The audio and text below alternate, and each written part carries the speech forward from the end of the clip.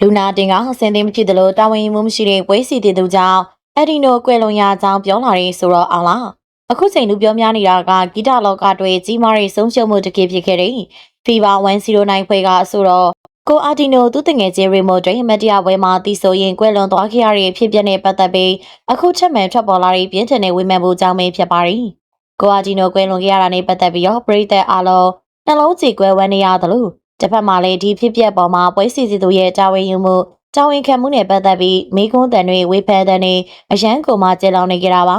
အခုဆိုရင်ဒီကိစ္စနဲ့ပတ်သက်ပြီးဆိုတော့အောင်လာကလည်းသူ့ရဲ့ခန်းစားချက်နဲ့အမြင်ကိုပြပြသားသားထုတ်ဖော်ပြောကြားလာခဲ့ပါပြီ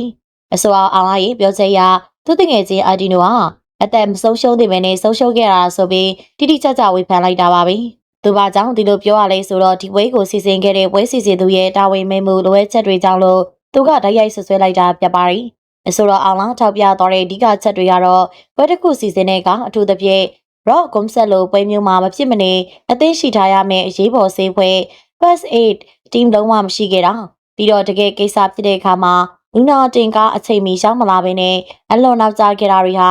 အဒီနိုရဲ့အသက်ကိုမကယ်နိုင်ခဲ့ရတဲ့အဓိကအကြောင်းရင်းတွေပဲလို့သူကဆိုပါတယ်ဒီလိုရေးကြီးတဲ့ပြင်ဆင်မှုတွေမလုပ်ချတာဟာပွဲစီသူရဲ့တာဝန်ယူမှုလုံးဝမရှိခြင်းကိုပြသနေတာပဲဆိုပြီးအဆိုတော်အောင်လာကသူတငယ်ချင်းတွေရှင်နာနာနဲ့ဝေဖန်ပြောကြားခဲ့တာဖြစ်ပါတယ်။ဖြစ်စဉ်ကိုကြည့်ရရင်ကွာဒီနိုဟာနှလုံးရောဂါရှိသူတစ်ယောက်ပါ။သူကိုယ်တိုင်အင်တာဗျူးတွေနှလုံးရောဂါကြောင့်တခြင်းမဆိုဘဲနဲ့အနားယူနေတာ၄-၅နှစ်ရှိပြီလို့ဖြေခဲ့ပူပါတယ်။ဒီလိုယောဂခံရှိလျက်တည့်ရနဲ့တငယ်ချင်းဖြစ်သူရေမွန်ကိုစစ်တဲ့စိတ်တစ်ခုတည်းနဲ့သူ့ရဲ့မငိုပါနဲ့တော့တခြင်းကိုအားကုန်သုံးပြီးတော့ဂုဏ်ပြုတည်ဆိုခဲ့တာပါ။ဒီလိုတည်ဆိုနေစီမင်းပေါ်မှာဟာအတက်နဲ့လေးကျသွားချိန်မှာအနားမှာကြမ်းကျင်တဲ့ဆေးဖွဲ့ချက်ချင်းမရှိခဲ့ပါဘူး။သူရဲ့ Fever 109ဖွဲ့သားတငယ်ချင်းတွေကပဲတက်တလောက်မက်တလောက် CPR ပေးပြီးတော့အသက်ကယ်ဖို့ကြိုးစားခဲ့ရပါတယ်။အရေးပေါ်လူနာတင်ကားကလည်းအရင်နောက်ကျမှရောက်လာခဲ့ပြီးနောက်ဆုံးမှာတော့ကိုအာဂျင်နိုတယောက်လူနာတင်ကားပေါ်မှာအသက်ဆုံးရှုံးသွားခဲ့ရတာဖြစ်ပါတယ်ရှင်။ဒါကြောင့်ဆိုတော့အောင်လာပါဝင်ပြည်သက်များစုဟာတကယ်လို့သာပွဲစားကလေးကအရေးပေါ်စီးဖွဲ့နဲ့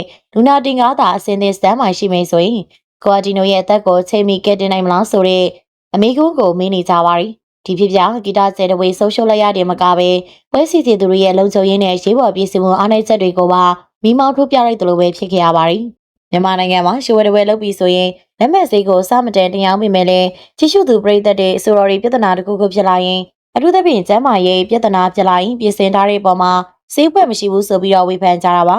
ဗီဒီယိုကြည့်ရှုနေကြတဲ့ပြည်သက်တရားရောအဆိုတော်အွန်လိုင်းရဲ့ဒီဝေဖန်မှုပေါ်မှာဘလို့သဘောရကြပါသလဲဒီပွဲစီစဉ်သူရဲ့တာဝန်မဲမှုကြောင့်အသက်တစ်ချောင်းဆုံးရှုံးရတယ်လို့ယူဆပါသလား။ကွန်မန့်မှာဝင်ရောက်ဆွေးနွေးပေးသွားခဲ့ပါအောင်ရှင်။ကြည့်ရှုပေးတဲ့အတွက်အားလုံးကိုကျေးဇူးတင်ပါတယ်။နောက်နေ့ဒီမှာလည်းစိတ်ဝင်စားစရာကောင်းတဲ့အကြောင်းအရာတွေနဲ့တူပြန်လာခဲ့ပါအောင်မယ်ရှင်။